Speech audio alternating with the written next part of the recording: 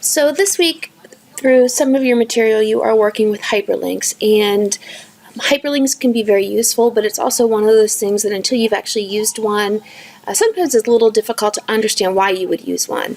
So what I'm going to do is show you the different options you have when working with a hyperlink. So I have just a couple worksheets created here as demonstration. There's actually nothing on them, really, other than some sample text.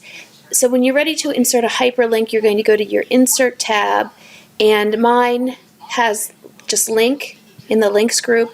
Depending on how your Excel is set up, yours may look a little different, but you should find an option for Link or Hyperlink somewhere on your Insert tab. So once I click that, this box opens. So a couple things about this box. At the top you have text to display. Because I started with a blank cell, there is no text to display here. So I actually could type text in there that will display as something to click for a link. And then here are your options for different types of, or different places to link to. So you can link to another file that has been created. You can link to a web page. You could link to another place in this document. You could have your user click a link to create a new Excel workbook, or you could have your user click a link to open a blank email address. So we're going to start with the first one. So if I want to link to another file, I can, since I'm starting with a blank cell, just to make it look a little more attractive, I'm going to add any text here. And I want to link to another file I've had created. I could browse, I could go in and find a file if I'm looking for something specific. I'm just going to choose something that I already have created that appears in my documents list. So I'm going to choose this certification practice workbook, and I'm going to click OK. So now you will see the text that I misspelled. You will see the text appears as a hyperlink, and if I click on it, I am now asked to verify that this is a secure location, because hyperlinks can carry viruses, and I'm going to click yes.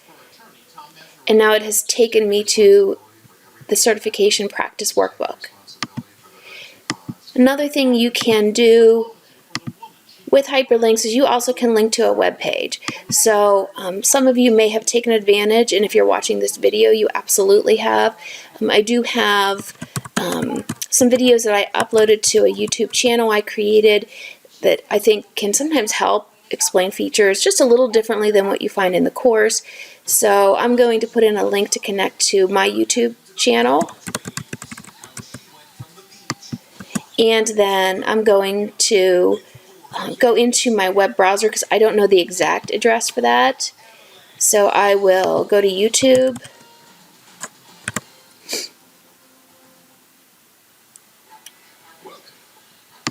And then from here I'm going to go to my channel. And then what I'm going to do is just select this address in the address bar. And then I'm going to use Control-C to copy it. Then I will go back to my workbook. And here where it says address, I'm going to use Control-V to paste it. So what I will do is I will close my browser, and now I am going to click this link.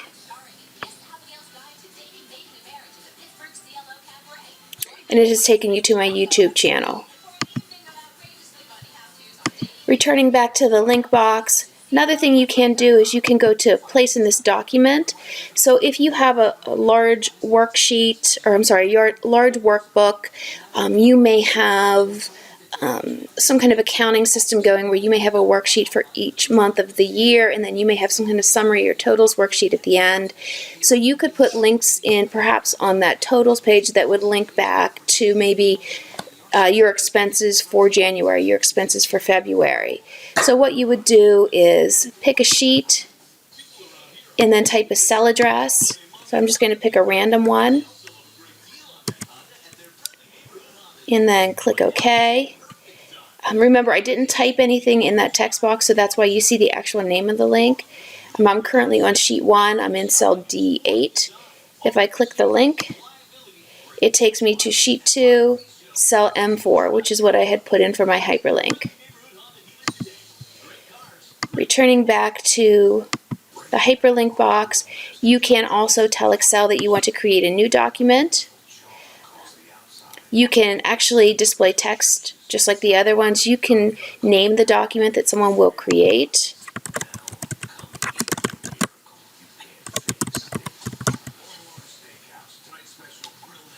And then this is where it would be saved. And they can either have the option to edit the document now or to edit later.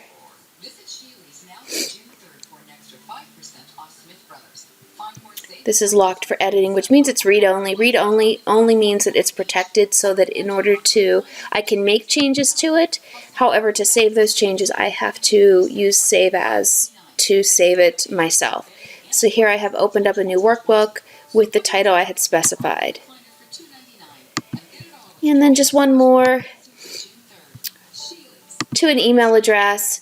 So here, once again, I could do email me, and then I could do lfrank@wvjc.edu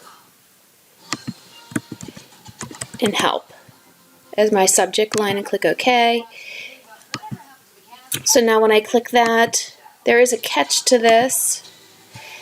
You have to have Outlook set up on your computer. So although I do use Outlook through Skull, I do not have Outlook set up on my computer as part of the Office suite. Therefore, probably in large office settings, Outlook would be a given and it would be a default for the email program. However, I don't have that personally on mine, and I'm not going to set it up. But those are options for using the hyperlink, and they are all in this box. You can decide. You can also give a screen tip, which would simply mean if I type in here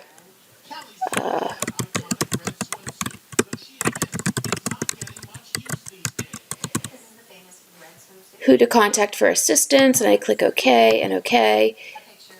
So now when I hover over that hyperlink, it will give you a little clue as to where that hyperlink is going to take you. So using hyperlinks can be very beneficial. To me, it's always helped me connect workbooks when I need to get to another location, although the key for that would be they'd have to be all stored in the same place.